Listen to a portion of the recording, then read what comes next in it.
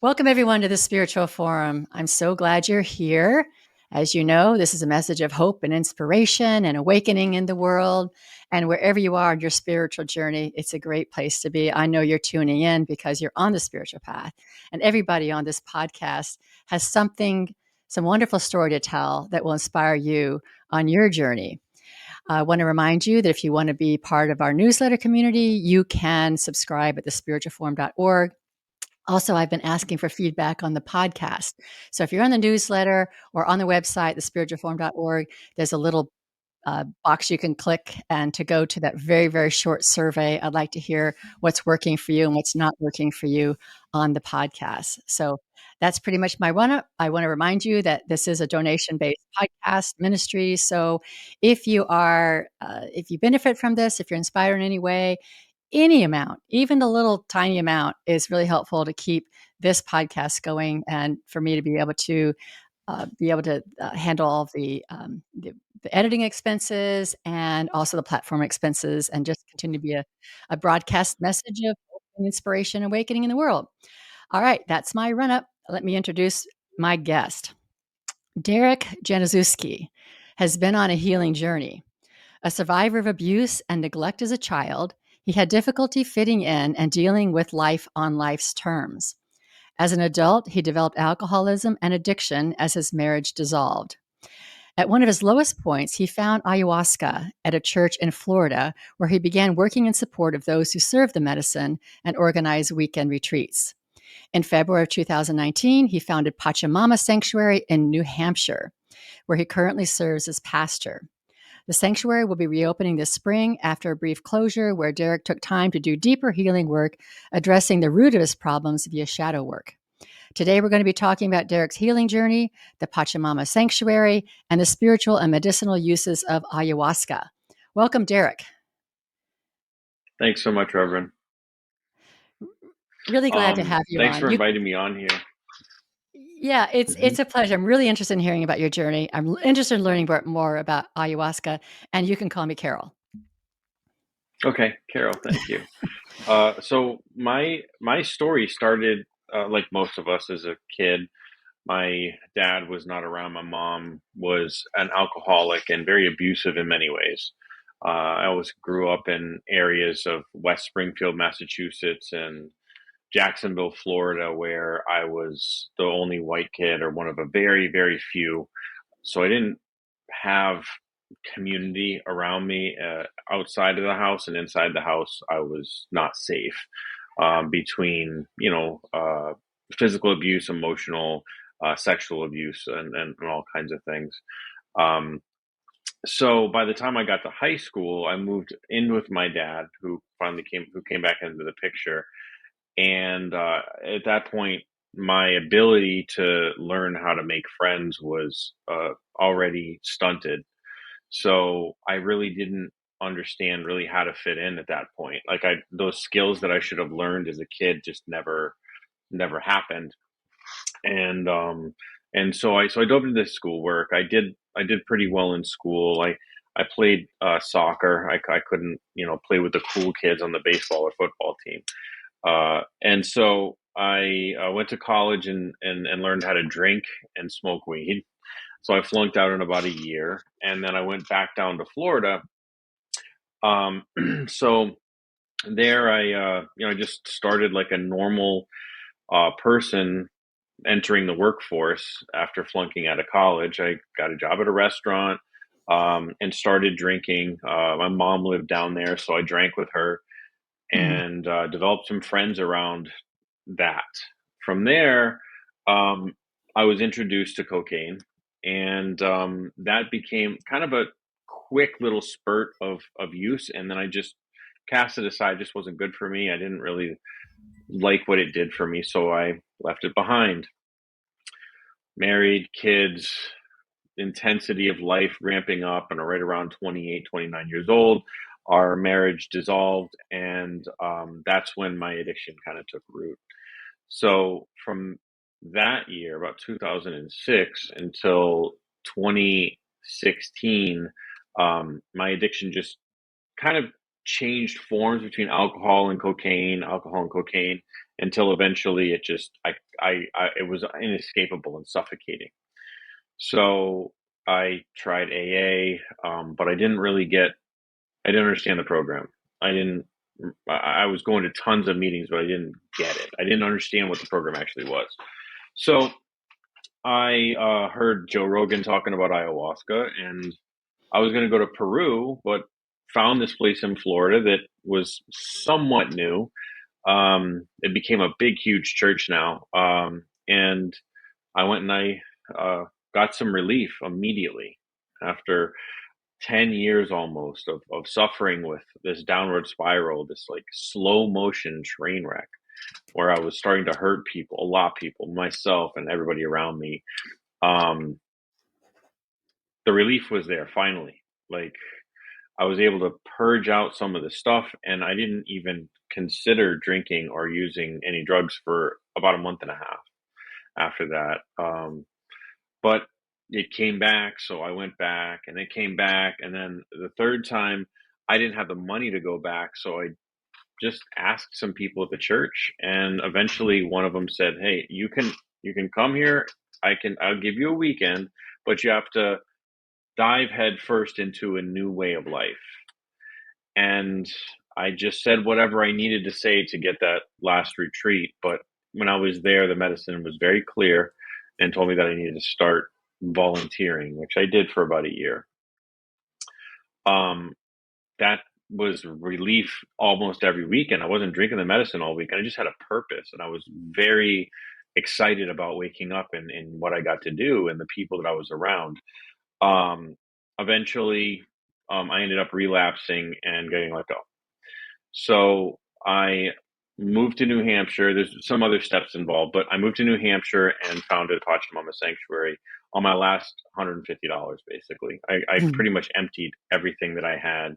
It was $150. That's all I could scrape together. And that was this first retreat was beautiful. Looking at the time, I thought it was really bad because we were on this dusty floor, but with like couch cushions and stuff. But now I look back and it was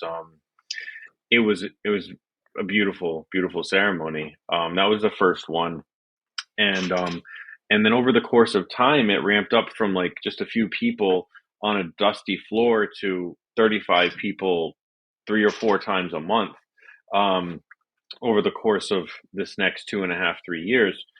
Well, I was not trained or educated or experienced enough to run something of that magnitude. You know what I mean? My Yeah. heart only went so far. My abilities were a brick wall, and I just kept running into them, and I had all this stress and pressure, and I basically had a nervous breakdown. So I relapsed in December of 2021. Held it together for several months, and then eventually the wheels came off. I couldn't handle the pressure. I couldn't because I didn't know what I didn't know. I didn't know how to run something so big. I had no idea. I just it happened so fast. So I kind of went on a downward spiral. My mom died during that time, and it got really, really fast. Between June and September, I really, I got sick. I was sick. I was mentally, physically, emotionally, spiritually ill. I was not well. Um, and God gave me this beautiful, beautiful gift. The town of Canterbury stepped in and said that we couldn't have retreats at that residential home anymore because it was too many people and it was not within zoning. So we had to shut down immediately, or else they were going to hold me in contempt of court, fine me like lots and lots of money. And so I had to shut down immediately. And I took that opportunity to check into an inpatient drug rehabilitation program. And this is where I learned about the 12 steps. Mm. And I started on a rigorous course of action to address the addiction, the root of the addiction. Um, since then I've done a ton of shadow work, because ultimately what the 12 steps is it's shadow work. It's extremely honest and difficult to look at all of these things And you got to write down some things that you've done, that you've thought, the ways that you've acted, people that you've hurt, and you got to look at it in black and white in your own handwriting. And there's a structure behind it. There's a structure behind it, and it makes it. Um, you can lie. You can joke your way through it. You won't get much relief. But that's what I've been doing since then. So I'm now 6.5 months sober. Yeah, 6.5 months sober, and developed a whole new community that's it's really wonderful around me. But I now understand what the steps are about, and it's just start to finish. It's shadow work that brings on a spiritual awakening. That's precisely what it was, and all the ayahuasca in the world. I mean, I had drank it like 150 times. I got some messages, but it wasn't there's a root that needed to be pulled, and this was a way to do it. Yeah, okay, well, thank you for sharing your story. It's raw, it's authentic. It's not like I did this and I got healed. It was kind of like, up and down and up and down. And there's a couple of things that I want to pull out of your story. First, when you were in Florida, you got some sort of immediate relief with the ayahuasca, but you hadn't done the deep work. And at that point, but they asked you to go into some sort of service, some sort of, being in service to the community, which gave you a purpose. That's what I heard you say, and that was something that kind of helped you on your journey, because I think that's something that's worth highlighting, that no matter what we do, just being in service does kind of help us stay on the path. Yet you still did end up relapsing with some of the stress associated with starting up your sanctuary.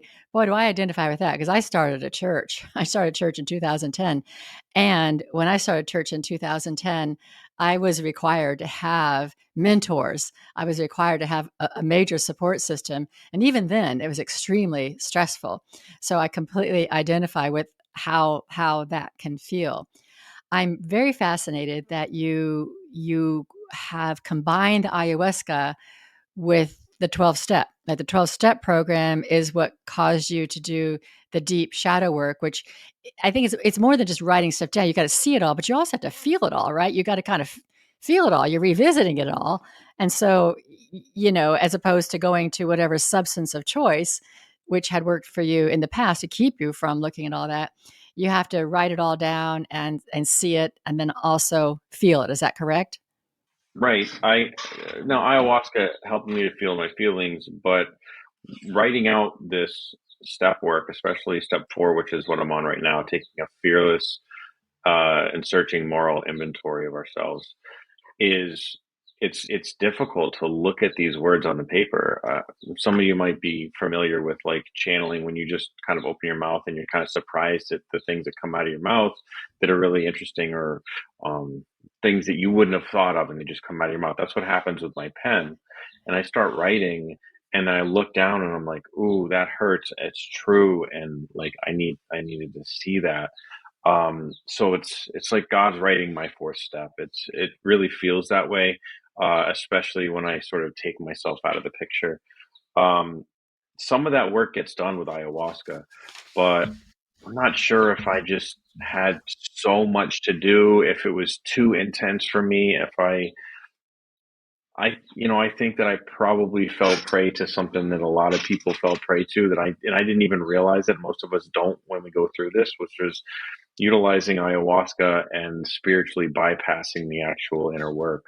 Um, if anybody told me that at the time, I would have denied it, but I look back on it and I can't really argue that point fairly, because I was sitting with the medicine. I would feel better. I would be balanced and happy for about a month, and then I would sit with ayahuasca again, not actually making any progress on getting to this root of this addiction, which is rooted in selfishness and dishonesty.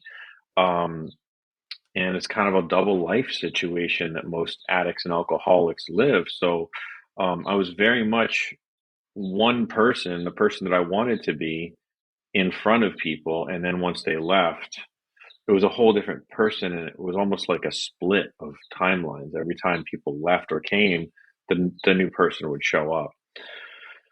So, yeah, this work is getting to the root of that other person, pulling it out, loving him, and then releasing that, understanding those shadows through this work it's painful. It's painful. Yeah, this is so interesting because I think that any spiritual practice can be bypassed. You know, I've always wondered about the psychedelics. I've wondered about ayahuasca. I've wondered about, but you could also do, positive thinking, and that's a bypass. You can bypass with prayer and meditation.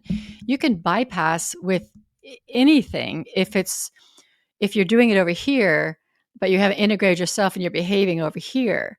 So I started to say, I've always kind of wondered about mushrooms and things like that, is using anything external for your spiritual growth, your spiritual awakening.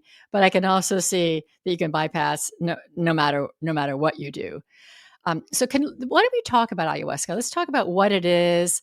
I don't know if everybody listening knows. I've never done ayahuasca, so I'm interested. I do know people who've had wonderful results with it. But why don't you just share a little bit about what it is and why somebody would pursue this path?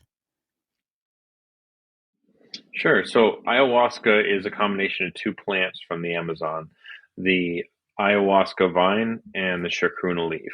The vine has an MAO inhibitor in it, as well as a bunch of other alkaloids that have this entourage effect, which by itself would have great results and is not mind altering. When you add the chacruna has some other elements, but the main one is going to be the dimethyltryptamine, or DMT. That is a molecule that's present in everybody's body at all times. Every living thing actually has dimethyltryptamine in it. Plants, animals, fungus, everything. It's called the spirit molecule because it's throughout everything, right?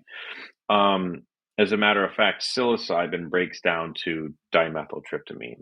So it's the same molecule. It's a different entourage effect, but it creates a spiritual event. You have you can have visions. You generally purge, so you'll throw up, but it's an energetic purge that comes with fluid. It's not like feeling sick and ill and miserable. It's like relieving yourself of something that you've been carrying.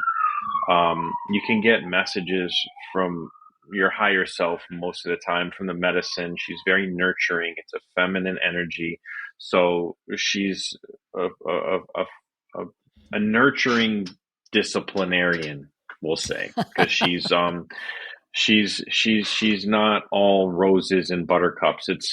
It's um it's shadow work. It's deep shadow work, right? She wants you to look at your stuff so that you don't have to suffer with it anymore. She wants you to take off your dirty clothes and put clean clothes on. That's mom, that's grandma. So it's an intense experience. It's medicine that's served by people that are trained, and that's their path, which is not me. I don't serve medicine. I bring in shamans or ayahuasqueros, curanderos, those types of people that have been trained in the jungle to actually pour the cups and serve the medicine and protect the space. I'm not trying to be something that I'm not. I make sure that the building is safe and that the law is covered and the money is covered and the safety elements and the driveways plowed and the grass is cut and the buckets are clean. That's my favorite. Cleaning buckets is how I really get started. It's true. It's true. Okay. Okay. And Hmm. does ayahuasca show up as the feminine for everyone?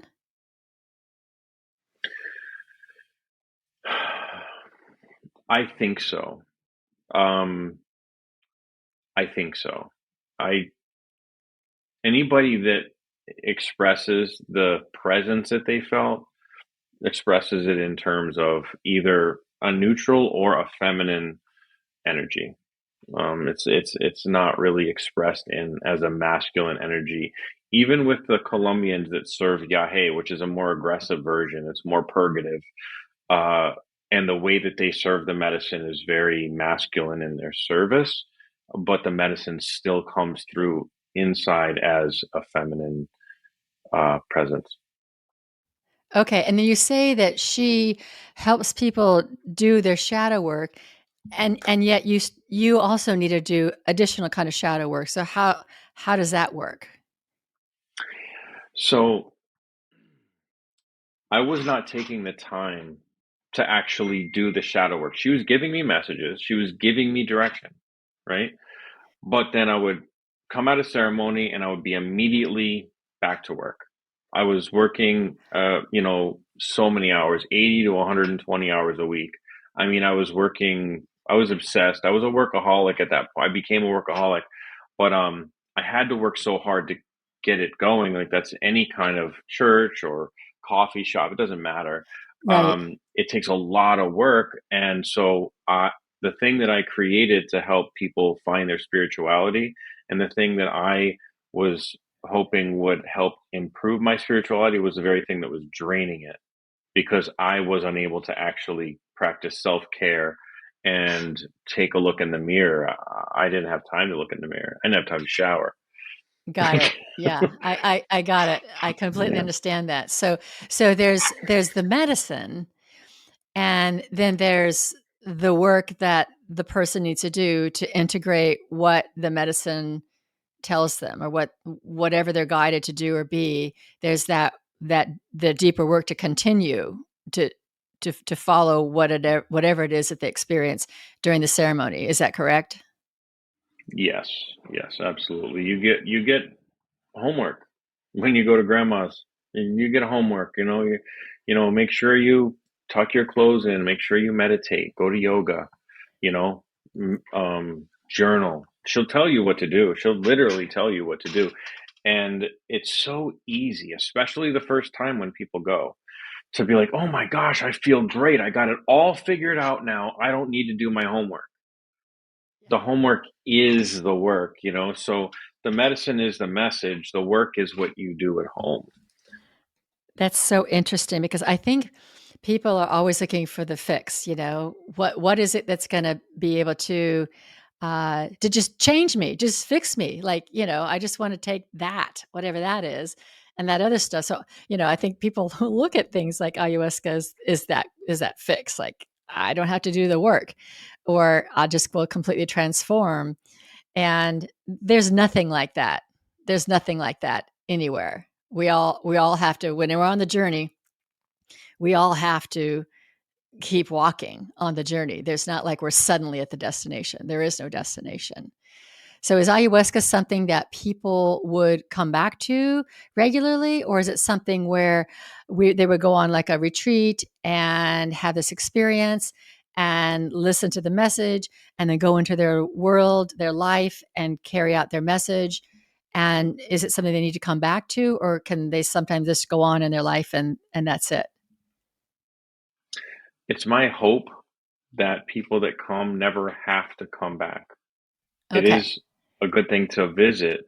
However, the reality is like you said, people want that quick fix. Go ahead and fix me and I'll take that with a Diet Coke, right? You know, Right.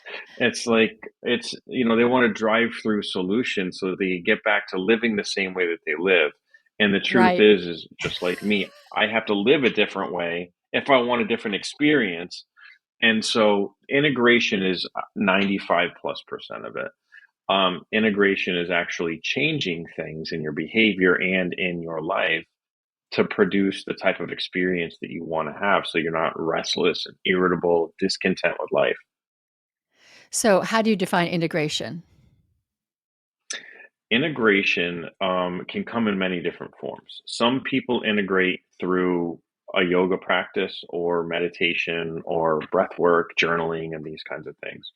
Um, but there's got to be some form of feeling the emotions and tapping into the somatic experience of life. And um, D- People that dedicate themselves to regular daily practices, to looking at themselves on a regular basis and making adjustments and not just kind of coasting, those are the ones that will get the best results. Um, a lot of people get this relief immediately and then don't really do it, but those that do get tremendous results. So some people choose to hire an integration coach before they come, and then they get an integration coach for a couple of months ahead of time to set intentions, prepare for the experience, and then between 6 months and a year afterwards. And most of the time, a very high percentage of those, it's a one-time thing. Those that don't hire integration coaches, and I help people with integration for free. This is not like some kind of plug, right?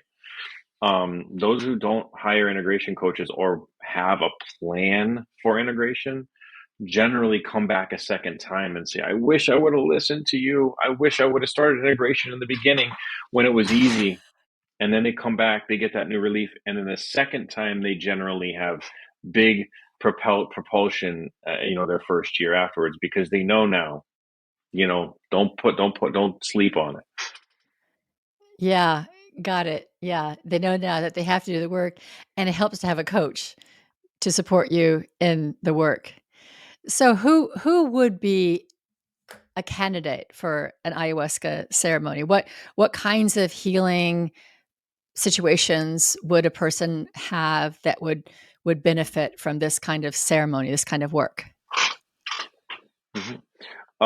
So let's start with people who shouldn't sit with ayahuasca. Okay, people with heart problems, people with high blood pressure that's uncontrolled, people that are on medications mm, that fiddle with the serotonin, right? SSRIs, MEOIs, different psych meds, right?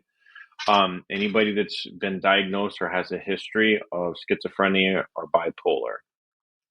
Um, and there's a few other ones like, a history of seizures and active drug or alcohol use. Um, Beyond that, that those types of people that I just listed off, it's a very, very, very safe medicine. There's very specific reasons why all those things are dangerous. Okay, um, and I would say that once you get up over 65, it's more of a shift. It's more of a shock to the system because of the amount of years that the same way of thinking has been practiced. To completely tear apart some basic understanding of the way the world or the universe works and restructure it at the age of 65 sometimes doesn't go over well. It's also a little bit hard on the body over the course of a weekend. Um, Younger than 14, I would say is not a good idea. Under 16, also not the greatest idea, but at 16, they're they're um, they're okay. They're okay. Under 18 should be obviously with a parent's consent, but should be proceeded with caution. And there's Amazon, they start serving to them at 2 years old. So Hmm. it's not uncommon for them to actually drink ayahuasca during the whole pregnancy and then put it on their first feeding, so they get a taste of the medicine as soon as they are delivered. Um, and DMT is something that's in our body already, so it's not like it's gonna cause brain damage or anything like that. The reason I say 14 to 16 is kind of a start at the beginning of the danger zone is the emotional and mental maturity of a person at that age is a wide variance when you look at kids, and their mental health is important because they're coming into an unstable point in their life with their mental health. So a lot of support would need to be had by them with their parents or with a psychologist or with a really good qualified integration coach. Between 18 and 65, I would say that most people that don't fall into the categories that I mentioned earlier, uh, if they're looking for something, and they feel called to the medicine, they're a good candidate. If don't come if you're like want to do the next cool fad because Chris Rock does it. Like, don't do that. It's Or you're gonna have a just bad time. curiosity. Do people ever come just No, out of curiosity? Don't do that. uh, occasionally, and it's not. I mean, sometimes they get their mind blown. Sometimes that's how the medicine called to them. So I would say sit and actually feel into your body to see if you're being called by the medicine, or if your excitement and interest is peaked, and that's what it is. Just Mhm. get real honest with yourself about it. It's Yeah, a so it's like serious listen to decision. the voice within, the spirit within. If you're drawn, then this is where you should go. If you're not, then it's interesting to learn about. I'm wondering if the only thing I've done anywhere close like this, I did go to Peru in 2019 with my oldest daughter, and we did San Pedro. We had a San Pedro ceremony, and we didn't choose to do the ayahuasca. It didn't call me. The San Pedro did, but that was a crazy experience. We were asked to set an intention beforehand. And I'm wondering, do you do that with ayahuasca? Do you set an intention? And you may set an intention to come to the uh, the weekend, but do you set an intention with the ayahuasca before you go through the ceremony? Yes, we suggest that everybody come with an intention, that something that they want to understand better or have healed or release. Generally, most people's intentions fall into one of three categories. That's going to be how to know yourself, how to be yourself, and how to love yourself. It's usually going to fall into one of those three categories. Ah, I love that. That's so interesting that probably most of our problems boil down to those three categories. It's a really good way to make it succinct. Know yourself, love yourself, or be yourself. Yeah, where is it? Yeah. When I did the San Pedro, I think it was the knowing. I went in with a knowing question, and anyway, I got my answer. So, do you have any knowledge of all of San Pedro versus ayahuasca? Yep, I've sat with it a couple of times. It's a beautiful, beautiful medicine. I actually spoke with somebody yesterday, about the possibility of bringing that to the sanctuary as a supportive sacrament. Uh, we'll see how that goes. But it Okay. is a beautiful, beautiful medicine. Yeah. What is your understanding of why you would select one over the other? Just what you're called to? Yeah, I mean, ayahuasca is the path that I ended up on as of now, right? I've sat with multiple different medicines, a bunch of different medicines, combo, bufo, San Pedro, peyote, all kinds of different medicines, right? But ayahuasca is the one that I feel so intimately connected with. Okay. Some people have that beautiful intimate connection with ayahuasca for many years, and then all of a sudden it shifts and they move to another medicine. That happens sometimes. I really think it's just which medicine wants to utilize you as a tool for what they need, um, because that's really ultimately what a shaman is, or what I'm doing. Nothing like a shaman, but like I have a different role, and the medicine just kind of reached in and said, "This is what you're going to do now." Okay. All right. So let me ask you this, and this is kind of a devil's advocate kind of question. Why do we need medicine? What if we're about connecting to the divine?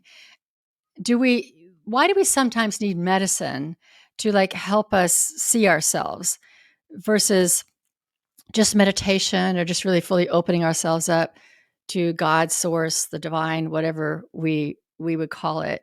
What is it that what because it strikes me a little bit as an intermediary, kind of like as a priest that stands between you and God, which I kind of have a little bit of issue with. And so I'm not equating it, but I'm just asking you that question. Do we need this medicine in between us and the higher self? So anything in between us and the higher self is an illusion. It's not between us and the higher self. it allows us to strip away the ego, which is what is in between us and the higher self. Okay. And that ego gets activated so much with billboards and cell phones and ads and television and buy this car, you'll get girls and all this stuff that we get like fired down our throats all the time. It's separating us as a society from the earth, from the true nature of what we are. We're being tricked. And we're tricking ourselves. We're buying into it. The instant gratification, the fast food, the, Netflix marathons. That's what's keeping us away from our higher self. Yeah. And 1,000 years ago, we didn't have, 176 channels, right? We had one channel, the the woods, you know. Right, right. We're so distracted. There's so much pulling us into the material world. That's the pull of the material world has always been there, but it's just so in our faces right now. As like you said, there's more and more channels, more and more options, more and more distractions, and with computers and AI and everything. So the ayahuasca then helps to dissolve the ego barrier. Yes. Okay. All right. All right. Can you let's talk a little bit about the ceremony or the circle or what actually happens. Can you share about that? Sure. So generally, there's some prayer that opens ceremony. The medicine carrier will serve the medicine, and there's various different ways that they do that. Some pray into each cup, some serve a prayer over all of it. Um, some do both. There's some other plants that are utilized throughout the ceremony. And then there's a bunch of different traditions. Because if you think about South America, it's huge. There's different languages, there's different like places all over. And the vine and the leaf, they grow all over the Amazon basin. They grow all over South America, right? Like they're everywhere. This vine is growing everywhere like crazy. So you have the Colombians that have one particular type of tradition that starts off silent and then builds and builds and then ends with this crescendo as the sun's coming up. And it's this beautiful experience that sort of builds over time that you take about three cups throughout the night. And it's a difficult process. Then you've got the Shipibo that are in Peru that sing Icaros, which is plant language lullabies, basically. And they are very soft and everything is extremely dark and the energy doesn't come up that way. It's a very nurturing, very, very affectionate type of way. And then there's the Brazilians, like there's Santo Daime, which is very interesting because they kind of drink different cups all throughout the night and they sing different songs that are towards Christianity. Some of them are in Portuguese. And then there's the Hunikuin and the Yawanawa that have their own, they speak Portuguese, but they have these like songs and they bring their whole family and they sing and play music as a, uh, lost you. Where are we at? Oh, I'm here. Hold on a second. Gotta find you. Oh, you're over here. I was getting a phone call. Oh, And it hijacked me. Let's see. Uh-oh. I'm sorry. Where are we at? No, this one's going to take some editing. Can you see I me? can't find you. Oh I can't no. find you. Can you hear me? Can't hear Yes, I can me. hear you. Okay. Okay. I can hear you. Let me see. Let's see. Let's close this one. Close this one out. And there we go. All right. So the Yawanawa and the Hunikuin, they kind of bring their family together, and there's shakers and rattles and guitars, and they play music like as a group with these beautiful, long, drawn out notes and lots of healing with lots of different plants. So the different ceremonies are very, very different depending on the person that serves and what tradition that they come from. Um, So they're all at your beautiful in their own center, way. do you have different kinds of ceremonies, or do you have a generally the same kind of ceremony at your center? Mhm. We do have different types of ceremonies. So we have some that are Shipibo, some that are Colombian, Okay. some that are, yeah. Okay. All right. So if somebody signed up for a weekend, they may get they do they know what kind of ceremony they're going to get, or is it just going to be whatever unfolds in that weekend? Uh, if they know what tradition that they prefer, then they'll know, oh, I'm going to sign up with Taita because I know Taita is Colombian, or I'm going to Okay. sign up with Okay. Got it. this person because I know they're Shipibo. If they don't know, I don't really guide anybody. I don't describe this to most people and connect them with different medicine carriers because I want spirit to like have them feel compelled to go to one person and then have Right. them have that experience with no guidance. Okay, I see that. And so, it's like listening to your guidance, and yeah, when you see a schedule and you see names and you see faces and things like that, it's like who you're attracted to or what calls to you, and you sign up for that, and then that's the ceremony that you're meant to receive. Right. So, how many people would you have at a ceremony?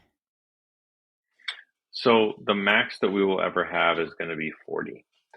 My favorite is at between 25 and 40 sweet spot. We Okay, generally won't have, we definitely will never have any bigger because we put it in this on our statement of beliefs. But that sweet spot, 25 to 40, magic happens. There's enough people that are telling different stories that you hear some of your own, and it's not too many people where you can hide out. Like everybody's going to see everybody, and you're going to, you're going to have interactions and make some friends. so do people, um, do they stay there on site, or do they stay somewhere else and come in to your center? So people check in on Friday about 4 o'clock, and we're done around noon to 2 o'clock in the afternoon on Sunday. So they stay there. We feed them for 2 days and have all types of different workshops, breath work and meditation, yoga. Um, I'll be walking people through a morning routine every, Saturday and Sunday morning to so that they can take home some tools, hopefully circumventing this avoidance of the actual work when they go home. I don't know. We're gonna Yeah. try and see, but yeah, they stay there the whole time. Okay. That seems like it'd be a very bonding experience. It seems like you'd be really be connecting. You'd probably find your own people, but there'd probably be friendships made there that last a long time, I would think. So is this Mhm. obviously in New Hampshire where you're doing this? This is legal, but is this something that's like legal across the country now, and anybody can do this, or is this something that you need a license for, or something like that? So this is definitely not legal. Okay. Okay. There's two aspects to the law. There is the First Amendment, which is freedom of religion and the free exercise thereof. So that means that I can call this my sacrament, and it has gone to the Supreme Court of the United States twice with ayahuasca as a sacrament for a church, and both times the Supreme Court has voted unanimously that it is a religious sacrament. So I'm utilizing those findings, those cases, to back up what I'm doing. However, it is a Schedule One narcotic, which means that according to the government, it has no medicinal value and a high likelihood for addiction and abuse. Um, I disagree, but that's the way that it's scheduled. So the drug enforcement, um, the DEA, the Drug Enforcement Agency, that's not right. Whatever it is, the DEA has come and visited me. They've been in contact. They go through my mail. They do all of that because this is not legal. It's there's no licensing because there's no like Department of Religion at the government level because there's a separation of church and state. Um, but yeah, this is like the first 2 years until I had an attorney and we had all of this stuff put into place. I was terrified all the time, terrified. Pretty certain that they continue to monitor me, and they probably will. So it's not legal, but it is. I mean, it's not legal, but it's protected by the freedom of religion. So if they um, prosecute me, I will have a good case based on the First Amendment, and that's what I'll argue, right? Uh-huh. But that Uh-huh. doesn't mean that they can't arrest me. It's just it is what it is. It's the law is the law, and so they're Okay. going to either prosecute me or they're not. Okay. All right. So can you share, um, I know you really can't use people's names or anything, but can you share some stories about people's experience, healing experience with ayahuasca at the your Pachamama Center Sure. Sanctuary? Sure. Some of the stories that have actually occurred have been so tremendous that I hesitate to share them because they've been like really, really wild. Um, I'll share one. So this woman was coming to the sanctuary. She came and sat twice, and then she decided to volunteer, and she started working with our team and helping be of service. So she sat a couple of more times, and one of those times she was uh, like having a lot of pain in her abdomen during the ceremony, and so one of the medicine carriers, this was a team of two, the woman came up to her and said, "Whatever it is, she says you can have children now." So this woman had had a hysterectomy and she had a child and she wanted to have another one, but she couldn't because she had a hysterectomy. Where they put the clips on there and then they cauterize it. So a few days later, she started having a tooth problem. So she went to go have this tooth problem fixed, and they fixed the tooth, but her fever never went down. And so they sent her to the emergency room where they took some x-rays and they found the clips that they had put on her hysterectomy and like one by her liver and one somewhere else in her body. So they had to go in there and extract those things. And on the way out of the doctor's office, one of the last times, the doctor said to this woman, okay, so you're probably gonna have to go back on birth control. And she says, no, no, no. I'm like, the doctor says, no, you're fertile and you're able to conceive right now. And she said, that can't be. And so they went and they looked at it, and they went and looked at the record, and it's true. Like this should be, it was a complete hysterectomy. She should have never been able to do that. But that's the miraculous like thing, right?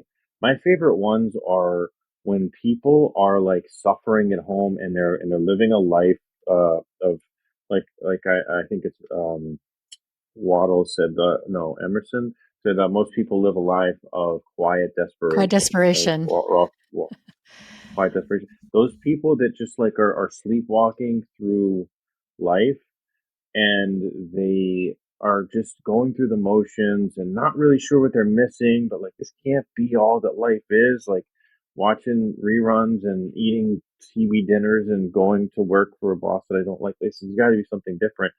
And they go from that to like losing 40 pounds because they're eating right, and they quit their job with no prospect of a new job, and then all of a sudden they're now a yoga instructor because that was like they needed this push. They were working in the healthcare. It happens a lot.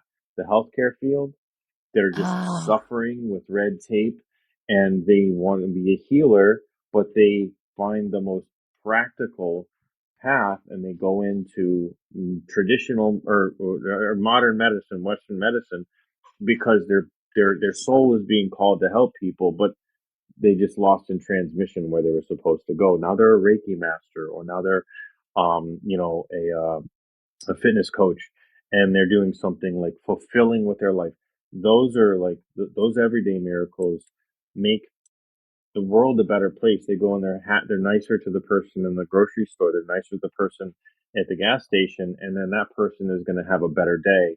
And like if we, like that's the thing that I love. This the normal person having a rough time understanding what life is, going from that to Yeah, I mean, I it's love like that I a can breathe, I mean, you know? this is Easter week, and, you may or may not buy into the the Christian story of Easter, but it sounds like a resurrection, it's like you are dead as a person. So many of us are walking dead. So many of us are walking around, heads down. We're going from place to place, making our money, working our grind jobs, coming home, doing our best, but it's like pattern after one thing after another, completely repeating everything and not really being alive. Most of us are dead or sleeping, but it sounds like this is like a resurrection of spirits. So they reinvent themselves and awaken to their own calling, like being who they are, and the knowing, loving, and being.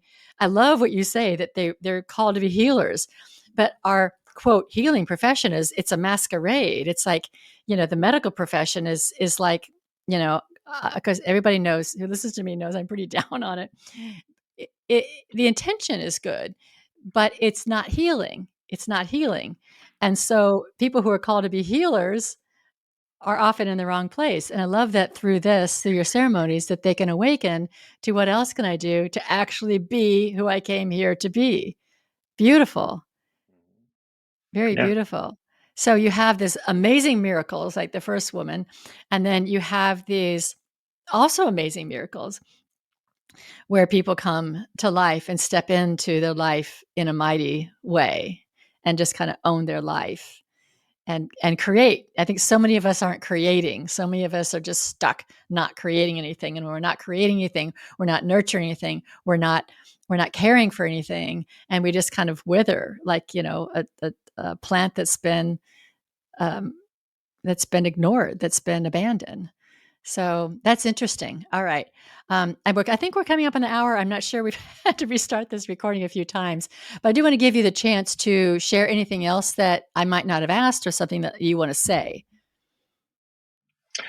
Um, yeah, I meet a lot of people through the sanctuary and through the sober community, and I I find that the people that really want to change something find a way to do it. There's an infinite path to the light. Ayahuasca just happens to be mine, but you, everybody, every one of us has a calling to connect with our higher power, great spirit, our higher self. God is what I like to call it.